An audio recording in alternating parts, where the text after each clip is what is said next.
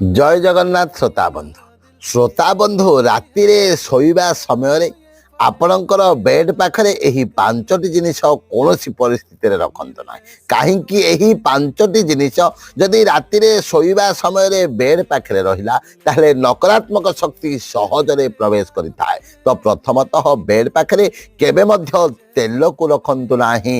ଦ୍ୱିତୀୟତଃ ଆପଣମାନେ ଶୋଇବା ସମୟରେ କ'ଣ କରନ୍ତି, କୌଣସି ଏକ ପାଣି ବୋତଲ ରଖିଦିଅନ୍ତି କିମ୍ବା ଗ୍ଲାସରେ ପାଣି ବେଡ୍ ପାଖରେ ରଖନ୍ତି। ଏଭଳି କେବେ ମଧ୍ୟ ରଖନ୍ତୁ ନାହିଁ, କାହିଁକି ଜଳରେ ନକାରାତ୍ମକ ଶକ୍ତି ସହଜରେ ପ୍ରବେଶ କରିଥାଏ। ଏବଂ ତୃତୀୟରେ ଚପଲ କେବେ ବେଡ୍ ପାଖରେ ରଖନ୍ତୁ ନାହିଁ। ଯେଉଁମାନେ ଘରେ ଚପଲ ପିନ୍ଧନ୍ତି ସେମାନେ କ'ଣ କରନ୍ତି, ବେଡ୍ ପାଖରେ ଚପଲଟିକୁ ବାହାର କରି ଶୁଅନ୍ତି। କେବେ ମଧ୍ୟ ବେଡ୍ ପାଖରେ ଚପଲ ରଖନ୍ତୁ ନାହିଁ। ଏବଂ ଚତୁର୍ଥତଃ ମନି ପର୍ସକୁ, ଅର୍ଥାତ୍ ଆପଣ ଯେଉଁଥିରେ ଟଙ୍କା ପଇସା ରଖୁଛନ୍ତି ସେଇ ମନି ପର୍ସକୁ କେବେ ମଧ୍ୟ ବେଡ୍ ପାଖରେ କିମ୍ବା ବେଡ୍ ଉପରେ ରଖନ୍ତୁ ନାହିଁ। ରଖିବା ଦ୍ୱାରା